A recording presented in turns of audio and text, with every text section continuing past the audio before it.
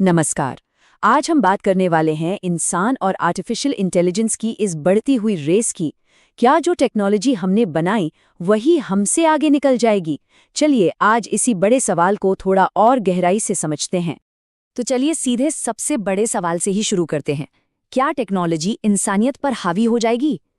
देखिए, ये सवाल आज इतना ज़रूरी इसलिए हो गया है क्योंकि आर्टिफिशियल इंटेलिजेंस, जिसे हम एआई कहते हैं, वो अब तक की बनाई गई हर दूसरी टेक्नोलॉजी से बिल्कुल अलग है।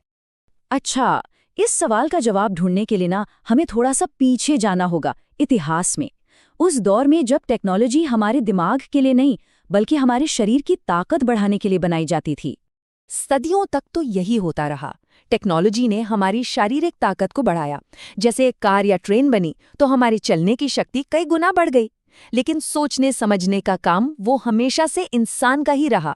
मतलब इन सभी आविष्कारों के सेंटर में इंसान का दिमाग ही सबसे ऊपर था। और ये सोच कोई नई नहीं है। महान दार्शनिक एरिस्टोटल ने सदियों पहले कहा था कि हम जानवरों से बेहतर इसलिए हैं क्योंकि हमारे पास सोचने की शक्ति है, हमारा आईक्यू बेहतर है, हमारी बुद्धि ही हमारी सबसे बड़ी पहचान थी, हमारा ताज था। लेकिन फिर इस भरोसे में धीरे धीरे दरारें पड़नी शुरू हुई। एक ऐसा दौर आया जब मशीनों ने पहली बार हमारे दिमागी काम में हमें चुनौती देना शुरू कर दिया। इसकी शुरुआत हुई कैलकुलेटर से। हाँ, एक छोटा सा कैलकुलेटर, उसने हिसाब किताब में हमें पीछे छोड़ दिया। फिर 1997 में एक बहुत बड़ा मोड़ आया जब डीप ब्लू नाम के कंप्यूटर ने शतरंज के बेताज बादशाह गैरी कैस्परोव को हरा दिया। पर फिर भी हमें लगा कि चलो ठीक है, ये तो बस लॉजिक और नियमों का खेल है जिसमें मशीनें हमसे बेहतर हो सकती हैं। लेकिन एक किला ऐसा था जिसे हम सब अभेद्य मानते थे। हमें पूरा यकीन था कि मशीनें इस किले को कभी नहीं जीत पाएंगी। और वो किला था भाषा का। एक ऐसा हुनर जो सिर्फ और सिर्फ इंसानों की पहचान माना जाता था। हमें लगता था कि भाषा का खेल ही अलग है, ये तो बहुत सब्जेक्टिव है। यहाँ तो कहने के अंदाज से मतलब बदल जाता है। अरे यहाँ तो किसी की खामोशी का भी मतलब होता है। मशीनों के लिए इसे समझना नामुमकिन माना जाता था क्योंकि इसमें सिर्फ लॉजिक नहीं बल्कि कॉन्टेक्स्ट यानी संदर्भ को समझना पड़ता है।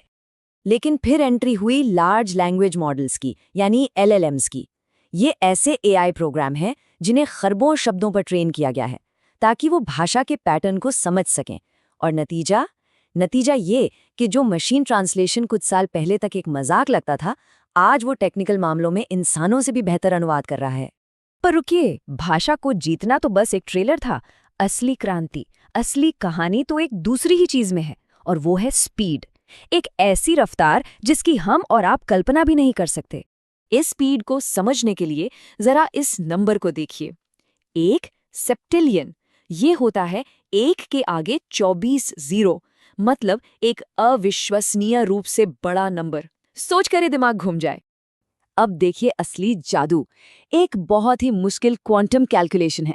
दुनिया का जो सबसे तेज सुपर कंप्यूटर है ना, उसे ये करने में 1 सेप्टिलियन साल लग जाते। और गूगल की विलो चिप ने वही काम सिर्फ 5 मिनट में कर दिखाया। सोचिए जरा, कहाँ 1 सेप्टिलियन साल और कहाँ सिर्फ 5 मिनट। ये फर्क हमारी सोच से भी परे है। तो जाहिर है, इतनी बड़ी, इतनी अविश्वसनीय शक्ति के दो चेहरे हैं, एक उम्मीद का और दूसरा खतरे का। और हमें दोनों को ही समझना होगा। इसके फायदे वाकई कमाल के हो सकते हैं। सोचिए, कैंसर जैसी बीमारियों का पक्का इलाज मिल जाए, हर इंसान के लिए उसके शरीर के हिसाब से दवाइयां बने और हर बच्चे के लिए एक पर्सनल एआई टीचर हो। लेकिन सिक्के का दूसरा पहलू थोड़ा डरावना है। हमारे हुनर, हमारी स्किल्स बेकार हो सकती हैं। और उस दिन क्या होगा जिस दिन एजीआई यानी एक ऐसी एआई जो इंसानों की तरह कुछ भी सीख सकती है, या एएसआई जो इंसानों से भी ज्यादा बुद्धिमान हो, वो आ गई।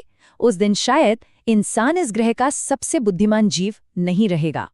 तो सवाल फिर वहीं आके खड़ा हो जाता है कि क्या हमारे पास कुछ ऐसा बचा है जो हमें खास बनाता है? क्या कोई आखिरी मोर्चा है जहां इंसान मशीनों से बेहतर रह सकता है? तो शायद हमारा वो आखिरी मोर्चा हमारी भावनाओं में है, हमारे एहसासों में और हमारी चेतना यानी कॉन्शियसनेस में है। ये हमारी वो अंदरूनी दुनिया है जिसे सिर्फ हम महसूस कर सकते हैं, और यहाँ तक मशीनों का पहुँचना लगभग नामुमकिन लगता है।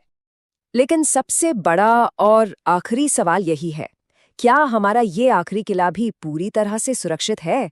क्योंकि कॉन्शियसनेस को लेकर भी अब कुछ नई थ्योरीज आ रही हैं जो इशारा कर रही हैं कि शायद मशीनें वहां तक भी पहुंच सकती हैं। इस सवाल का जवाब तो भविष्य ही देगा, और यही अनिश्चितता हमें सोचने पर मजबूर करती